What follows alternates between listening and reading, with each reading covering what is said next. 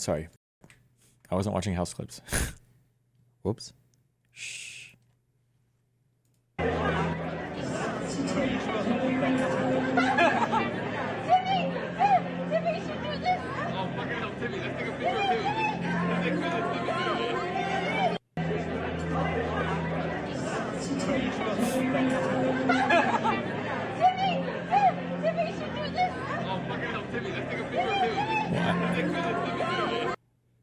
Is he on his come up or? Look, I left this running last night for a bit. Almost all the copper is gone. Almost. Hey, halal boy. Assalamu alaikum, sister. What are you doing here? What does it look like I'm doing? I'm studying the art of patience. You can't eat for another 4 hours. Oh, Ramadan. The month of patience. This is a real ad from the burger factory in Canada. What is wrong with these people? Tariffs are looking better and better. What? Oh no. Everything I did. Sorry. Staying up for 16 hours every day playing this to get back to 60, and I just... The fucking night before...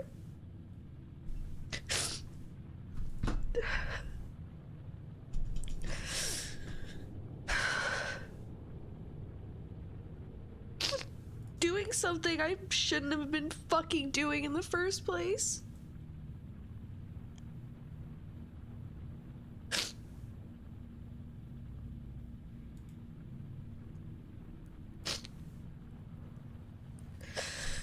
Huh. She started her stream after she died just to cry. Feels like I've just wasted everything. Jesus. Featuring 40 GPU compute units. It's the most powerful iGPU available on the market and also the world's fastest. Happy birthday, Winnie. Happy birthday to Winnie. She loves AMD.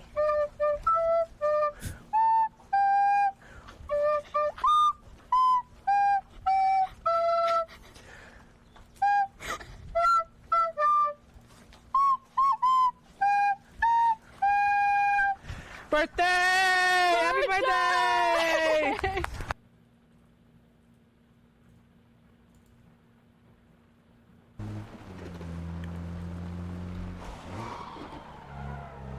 Yeah, I think this is a normie.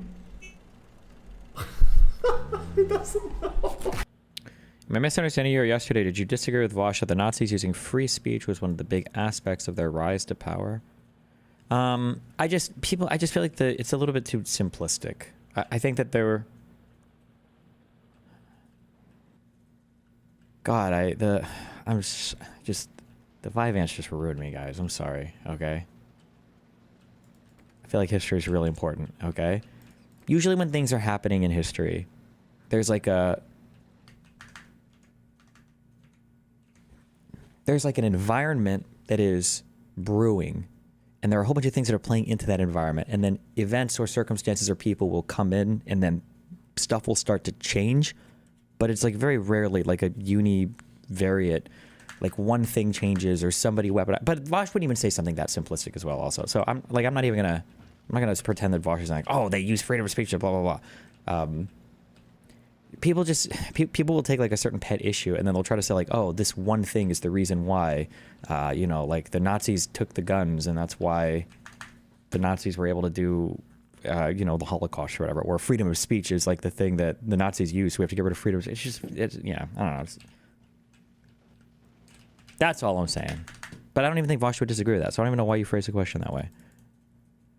Thoughts on a Democratic Tea Party, which is ideologically neutral but strategy focused, movement geared towards primarying Dems who follow norms and play softball. I don't see centralized org doing this. If Hassan and Bernie and the Justice Dems and all those people like wanted to primary the fuck out of establishment Dems and they wanted to like push their little socialist agenda or whatever bullshit, and then when they got their candidates in, they fucking backed the fuck out of their candidates, and when their candidates didn't get in, they still voted for the party. I actually think that'd be totally fine. I think that would be a-okay. I think that's a good use of influential power in a party. The problem is just that when your candidate doesn't make it in, when you just like unplug or disconnect from the political process, that's not okay. And that's like the default mode of operation.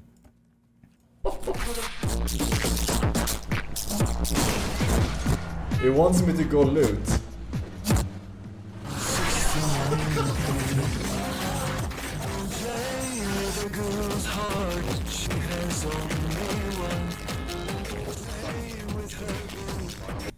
Another spore, some shiverthorn.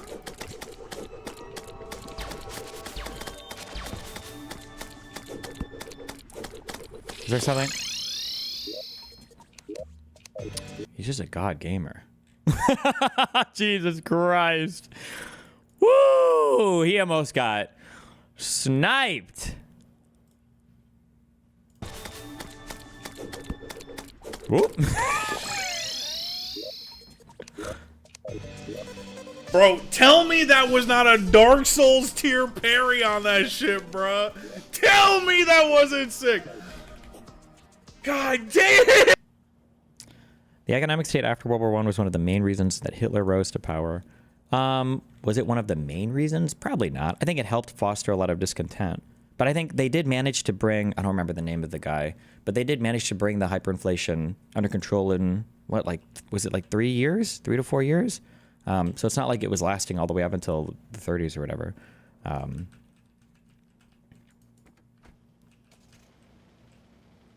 Gustav Strussmann, sure. But I don't necessarily think it was the inflation so much that was bad. Well, the inflation was bad, but like the cause of the inflation was bad, which was Germany getting raped. I'm also more sympathetic to the hating Jewish people as well after spending so much time with Dan. No, I'm just kidding. I understand the stab in the back thing a little bit better too. I guess given the reluctance of the German military apparatus, I guess, to report the ongoings of the war to the German people, that you think you're kind of like winning until all of a sudden you start hearing that you guys signed like a giant surrender treaty that left you completely anally gaped. And you're like, wait, what? I get it. Did you see this post? What's up with ABBA using oh, bro, listen, okay?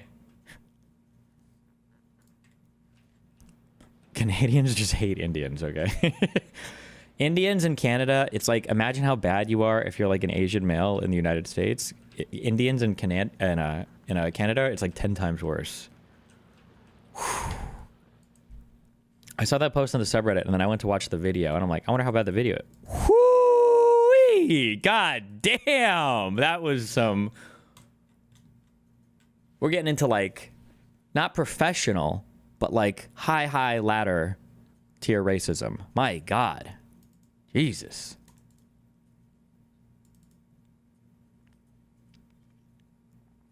Also, something you don't realize is it isn't mentioned in the book, but Germans saw World War I as a defensive war they were forced into. So not only did the Germans think they were stabbed in the back, but they believed they had zero moral fault for the war in the first place. Okay. That's why it needs to be ideologically neutral. It's about aggressive tactics, not moderate versus progressive. Why don't you start a movement like that? What? I'm not ideologically neutral. Also, no, I think they have to be ideologically driven. They just have to also be willing to vote for, like, compromise, right? Are you really going to let me watch the video myself? Well, I don't want to watch a video just shitting on Eva, because I feel like people just think I'm mad at him or whatever. It's a Pisco Bridge salvageable. Maybe, we'll see. Who knows? Who knows? ABBA seems to be uniquely prejudiced against Indians. Everybody in Canada that spends any amount of time online, or depending on where you live, fucking... It's just... I think maybe because Canada is such like a cucked society, because they're not allowed to be racist in their free time. When the Indians showed up, they found a way to pour all of their racist buildup. It's a wild video. God damn. Okay. Anyway, all right.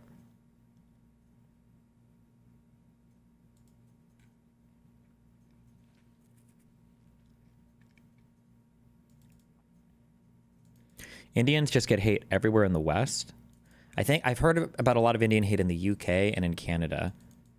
In the US, not to disparage any India in order to take away from your lived experiences, but I truly don't think in the United States Indians get anywhere near as much shit as they get in Canada. But maybe it's just the spaces I've been in. In Canada, they like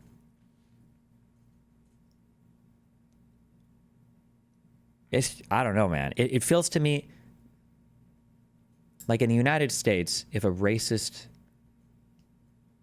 could push a button and get rid of a lot of the Indians, maybe they would.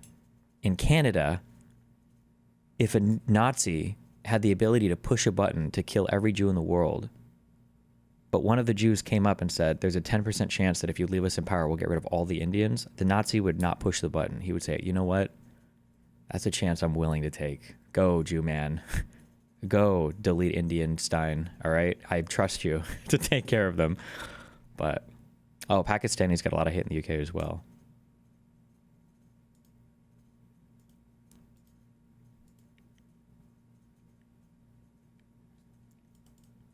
Which is crazy, too, because there are so many Pakistanis. And apparently there are a lot of them in the UK. I don't know if I've ever seen somebody from Pakistan in the US, like, ever. And it's a huge country. I feel like because I think Dan, no, fuck. I knew the population when Dan asked because we looked at it before. But, like, in my mind, Pakistan is coded as, like, a 15 to 20 million population country to me. That's what we feel. Probably 20 million population. Pakistan is, like, 300. I don't know if it's quite 300 million. Or is it 250? 250 million people. What the fuck? What? Like, there's a ton of people over there. How? What's going on?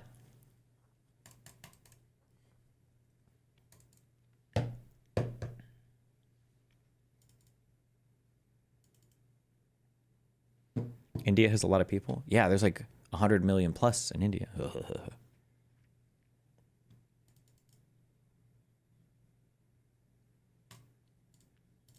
Was the original civilization? I thought that was Africa.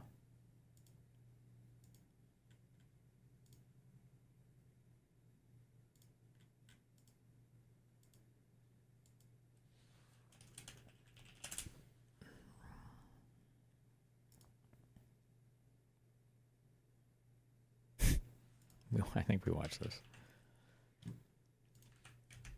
When I will grow up, I will be army and save Pakistan and destroy India.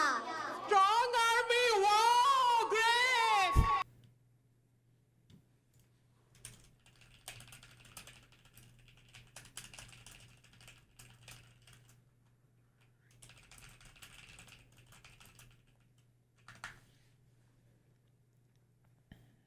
How do you feel about Sweden and its current state? Sweet asking here. Fuck Sweden. No, I'm just kidding. I don't know.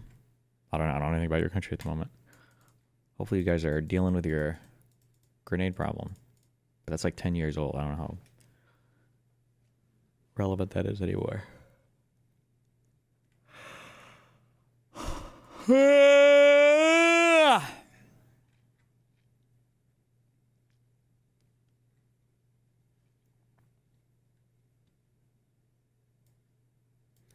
There's definitely a ton of Indians in Canada, but I've never found it problematic. Yeah, I don't know. I need to go to some of these Indian heavy spots. Bro, when Abba jumped in that cab and he was just straight out using like a horrible Indian accent, I'm like, bro, what are you doing? Damn, we just go in on them Indians. Jesus. Jesus. You gotta show us the video? No, it's just... We're not watching this. But... I'm blind. So...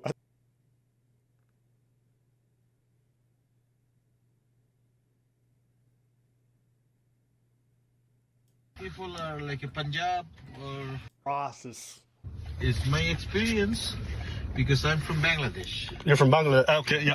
So the India people are like a Punjab or the Sikh people. Yeah. The ones with the hats and the daggers. Yeah. Sometimes they're putting head, sometimes they're not putting head. Yeah. Those people are very, very dirty. Just ahead. They're very dirty? Yeah. Okay. I don't know you are Indian or not. Me, don't look. He said, I don't know. Because I'm from Yeah. Indian guy. Yeah. Indian. Was this one where we did it? Hold on. I don't. Smells so bad. Which the guy is white guy, black guy, Indian guy. Yeah. Indian guy. Yeah. His name Binder. Yeah. Indian guy. Yeah. Indian. I don't discrimination. But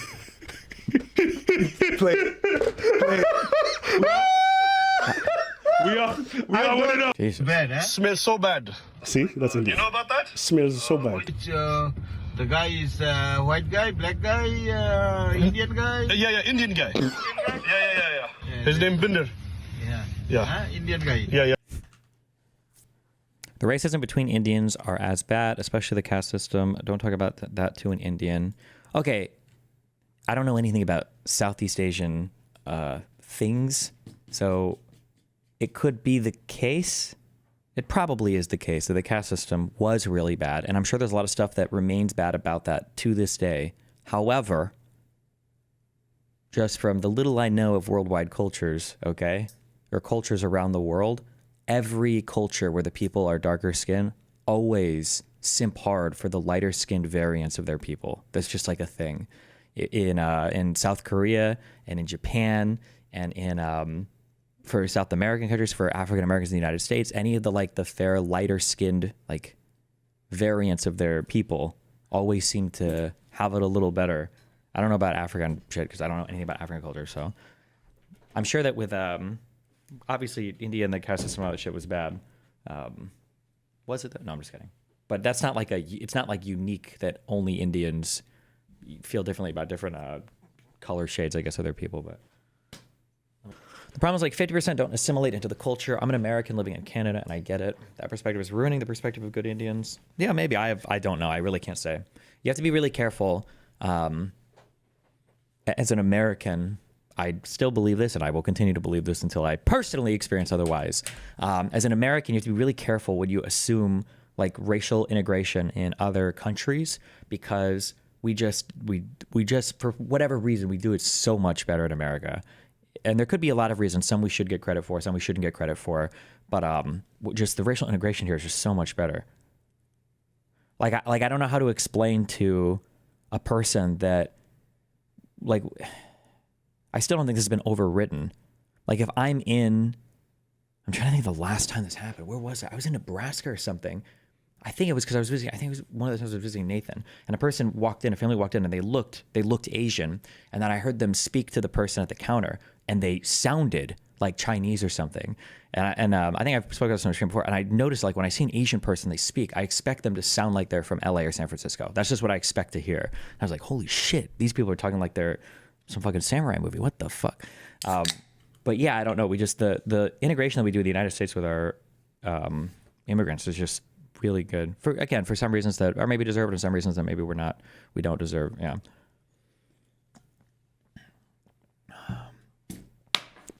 Another thing that I wonder about India is people make fun of Indians for whatever, for the shit and all the gross stuff, whatever bullshit.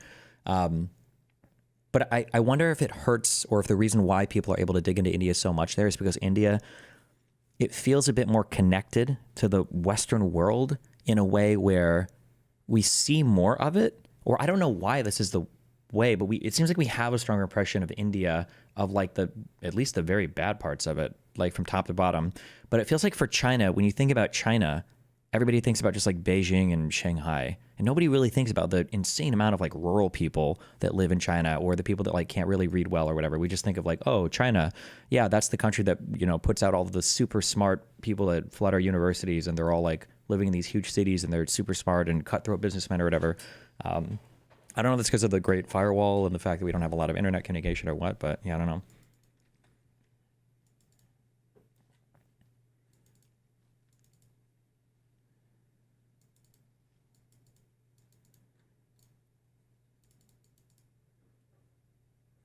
I've lived with a South Indian for a year. The racism between themselves is little W, although some cultural differences are hard to get through if you are forced to live with them. Wow.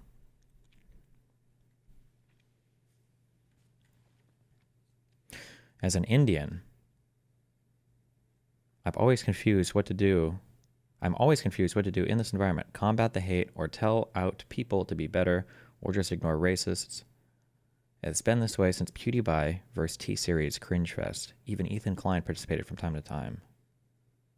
What was T-Series? Why is that your currency? Is that the Indian currency? Every time I see it, it looks like a tornado.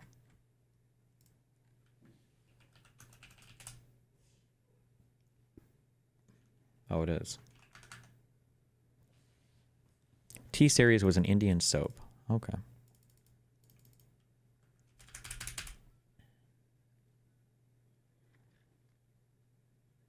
It honestly boils down to how much control y'all have over the internet and how much American culture is pushed to the forefront, while it's not necessarily true vice versa. A random person from Africa could probably pass a basic U.S. citizenship purely off of passive media consumption, but in America we'll probably have to actually prepare for something like that. Bro, in America we'd have to do 2 years of schooling to even tell you. Most Americans probably couldn't name 3 countries in Africa.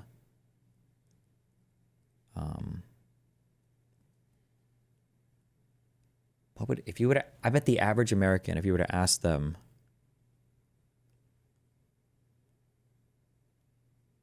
how many countries do you think the average American could name in Africa? My guess would be probably maybe 2 or 3, maybe.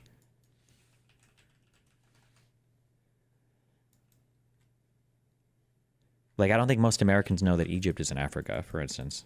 I don't think, but whatever.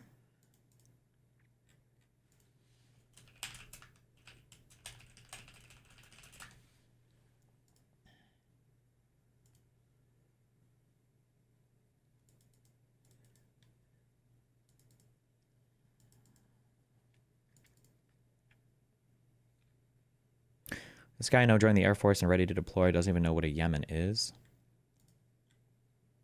True.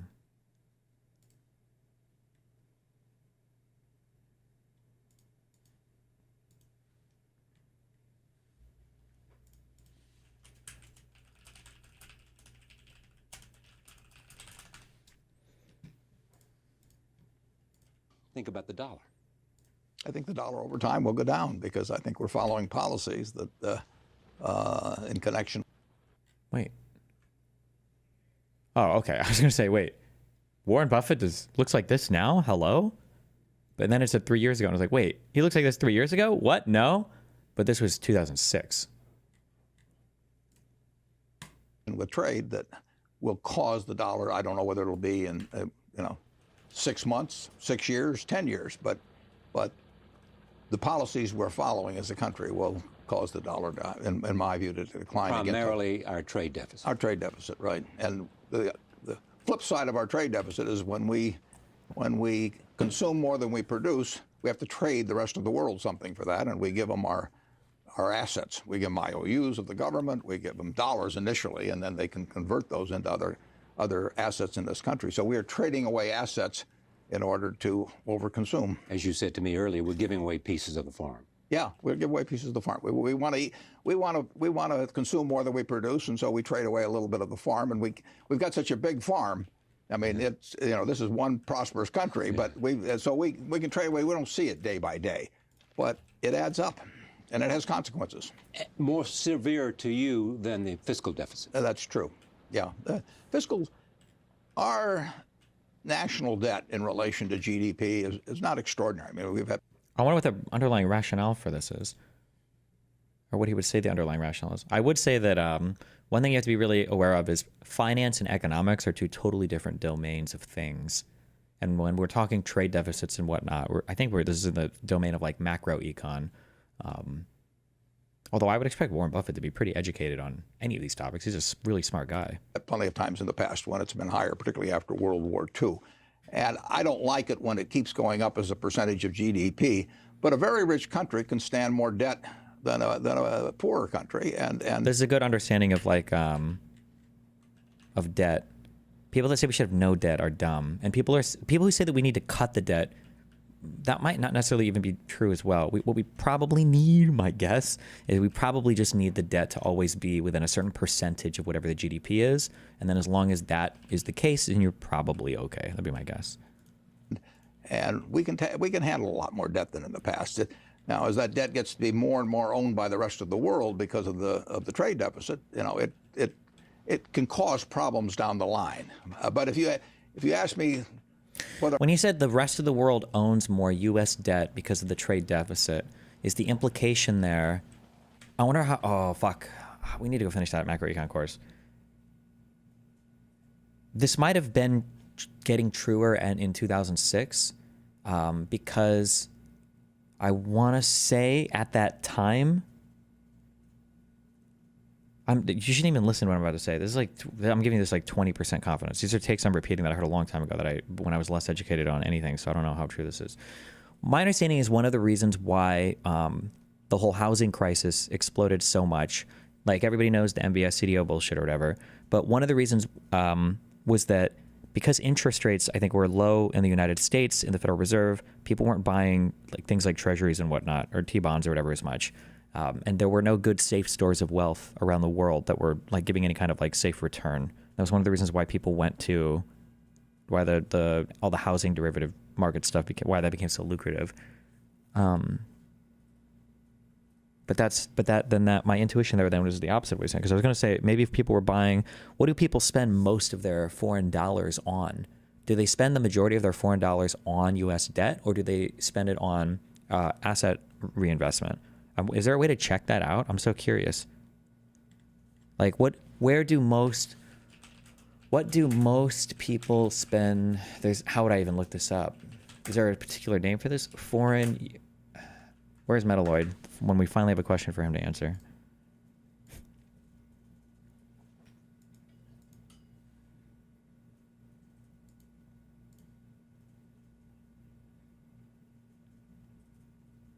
Have you heard of Ferguson's law concerning debt to military spending? Nope.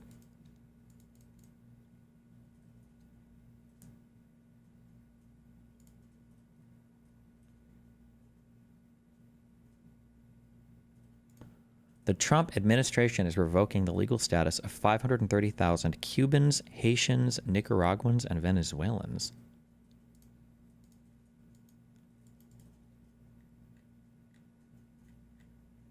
Is he talking about FDI? Me? Well, I guess.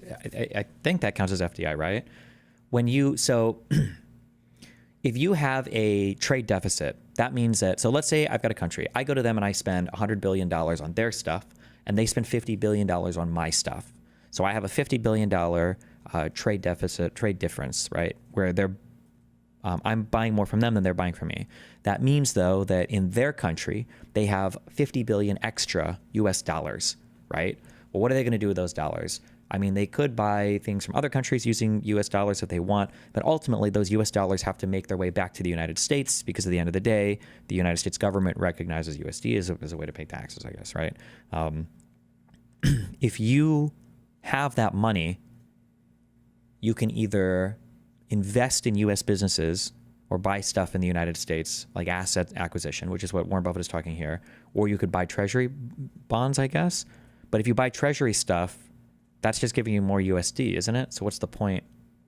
At some point, it has to be reconverted into some type of domestic investment, right? Doesn't it?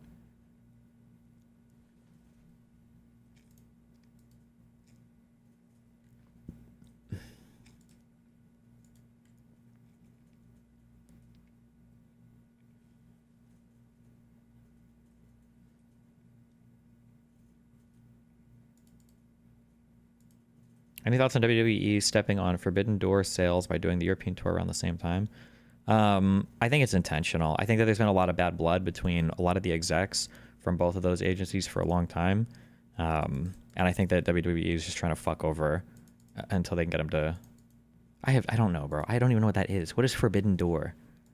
Is this even a real thing? Forbidden Door was a professional wrestling pay-per-view event. Did they shut down?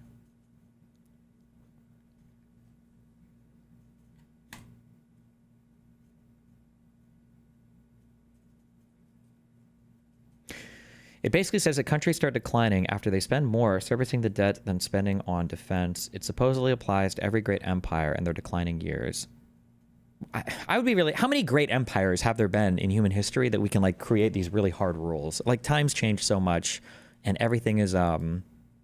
I don't know if I would say that you should, anybody that's like declining empires or this was what happened to Rome, like the world is so different. I don't know how much that matters right now.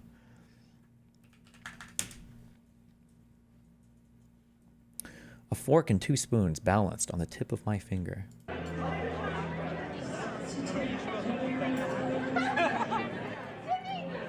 God, maybe I'm just a hater. Anytime I see people that can do party tricks like this, I always assume they're fucking retarded. Or they're people who really want to be seen as the smartest people in the room, but they are fucking retards. Let me just put it this way. If you sit down at a game that's 5'10" or greater in a poker room, the guy that can do the best chip tricks is always the first or second dude to bust out. Okay, let me just put it that way, right? Maybe not, though. I don't know. I might just be a hater. I'd rather cure one or the other. I would rather largely cure the trade deficit. Do you accept the argument that countries like China are locked into this dance with us because they need our market, so they're unlikely to dump American securities? Oh, yeah. And incidentally, if they want to sell American securities, if they sell them to somebody in the United States, they get dollars with them. So they have to buy something else with the dollars. If they sell them to the French now have them. Oh, whoa. You know, whoa, true. Yes. Oh, cool. Okay. Okay, we're not totally retarded. Yeah. And the Chinese have got a claim on France, but they can't really get rid of them. They can change their asset preference about the American assets they own, but China can't get rid of American assets. The one thing that Warren Buffett... Okay, so here's what Warren Buffett's argument is, and I don't understand why he's not factoring this in, or I'm just incorrect on it. So the argument is, okay,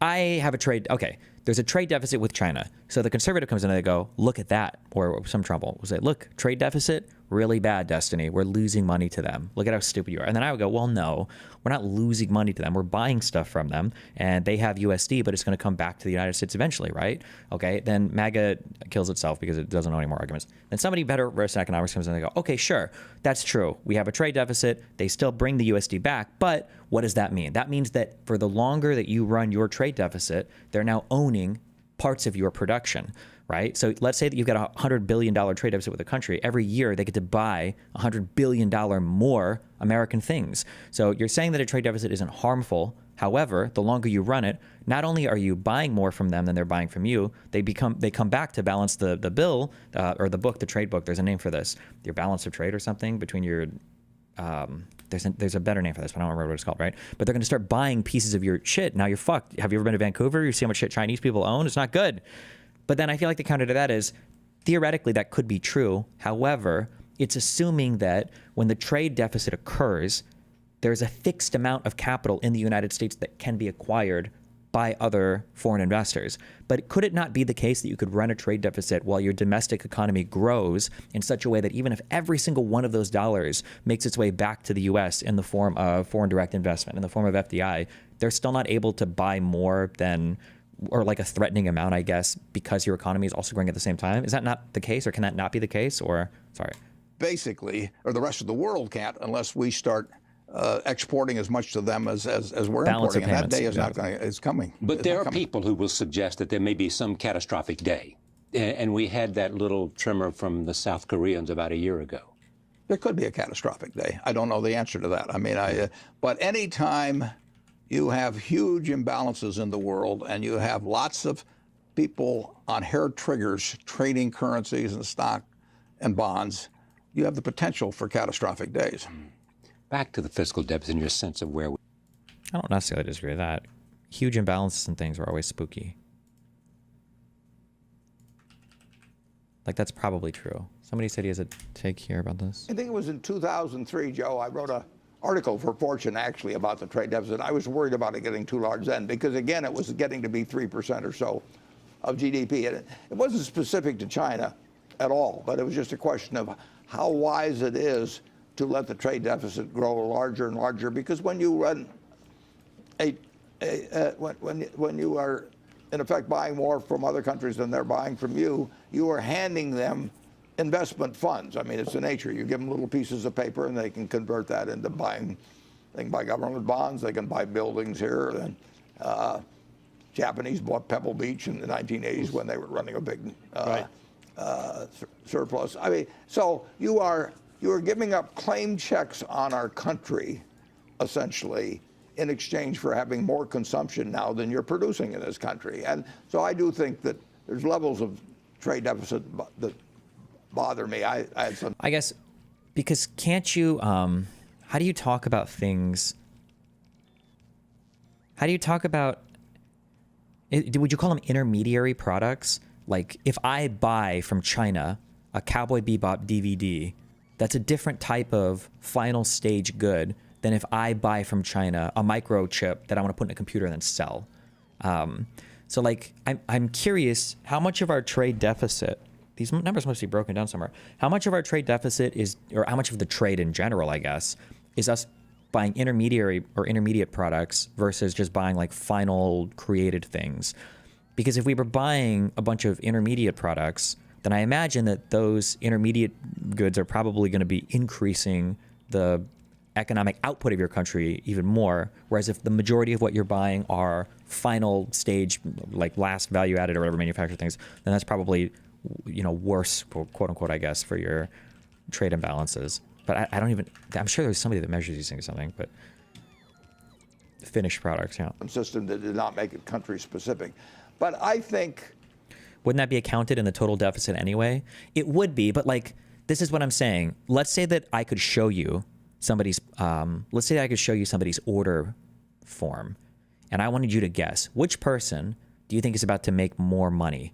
And one person bought 1,000 computers or something, or what do you think is like a more profitable business or something? One person bought 1,000 computers, and another person bought 1,000, like 1,000 something worth of like steel or something, right? I imagine you'd see the computers like, okay, well, they're just selling these, or they're just using them, they're just consuming them. They're not gonna, like, it's not even for resale. But if you're buying intermediate goods, like this is on its way to producing more value and more stuff. I phrased that example really shilly. It's not, I guess, who's going to make more money. It's who's like doing more for the economy. If you're buying a finished product and it's coming from China, there's a chance that that's not even being resold. And if it is being resold in the US, then the value you're adding is literally just making it available to somebody. It's like retail. But if you're buying intermediate goods, you're probably taking that intermediate good and transforming it or combining it with human labor or other capital or whatever, and you're turning it into something different, right? Like I imagine if you're importing a whole bunch of that type of stuff, intermediate goods, it probably bodes better for your economy than importing a bunch of finished stuff where you're just buying stuff and now you're like, that's it, you know? I don't know if that makes sense. Jesus. Control F, intermediate goods. Oh my goodness. Look at you. Who are you? Step bro. Stop it. Thanks.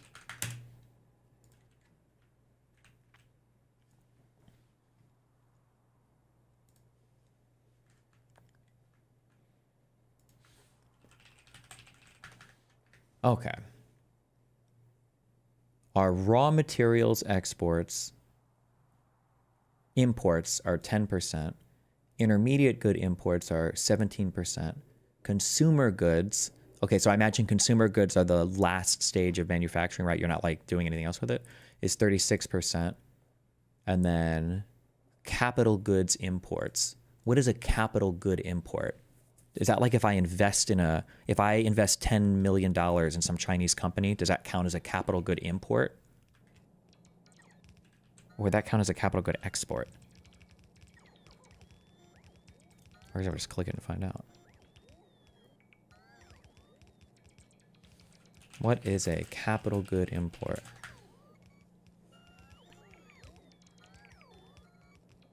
Imports which are relatively cheaper and more efficient than domestic capital goods, increases efficiency of capital accumulation. Oh, buildings. Oh, like capital. Oh, I'm thinking like investment.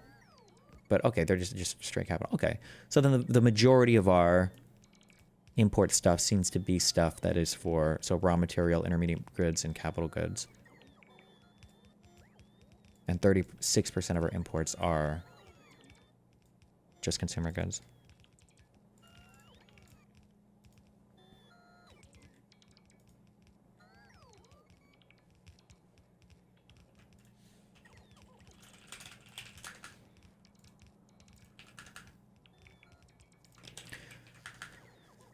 Do you think Dem should adopt this 24/7 campaign strategy, kind of like what Trump has been doing? I mean, I think it's cancer, and I think it's like a race to the bottom. But yeah, I think we should. We have to for now. Yeah, this like campaign 24/7 shit, because you have to be in front of people's faces.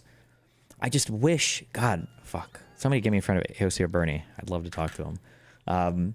I'm just curious, like, how can we convert stuff like this to something that does something? Like, is there anything these people can do? It's good to just have the rallies, I guess. But today, AOC and I had 34,000 people come out in Denver. It's the largest rally that I've ever had. And it tells me that American people will not allow Trump to move us into oligarchy and authoritarianism. We will fight back. We will win. Is there any way to, like, harness this energy? Can we put them all on treadmills and power Democrats? I'm just kidding. I don't know.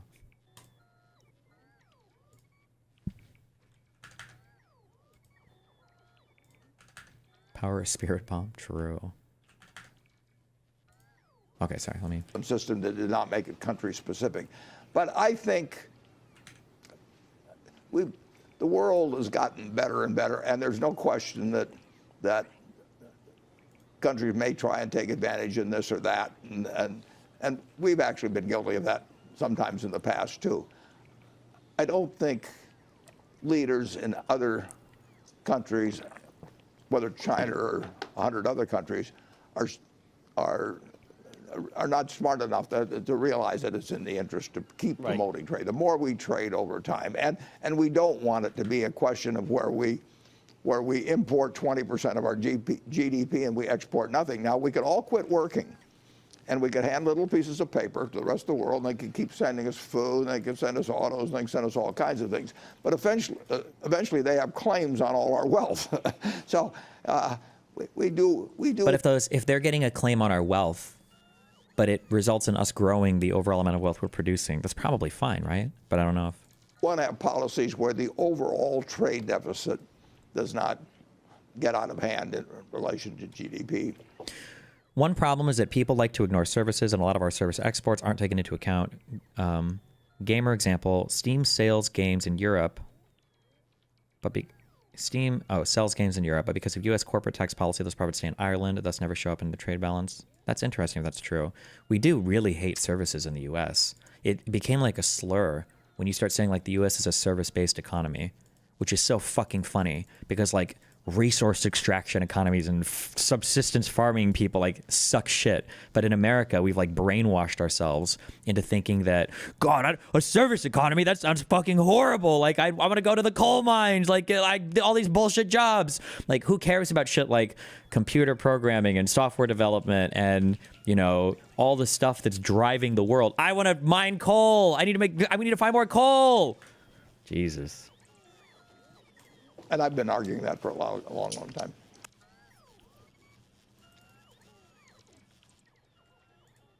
Hey there, thanks for checking out CNBC on YouTube. YouTube.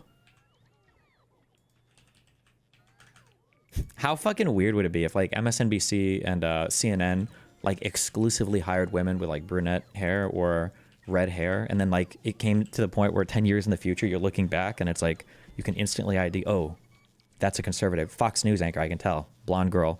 Oh, that's the war of the fucking... Have you seen that picture of the... I can never tell if this is like exaggerated or not. The Fox News... Jesus. This must be like a selection bias, right? There's no way, right?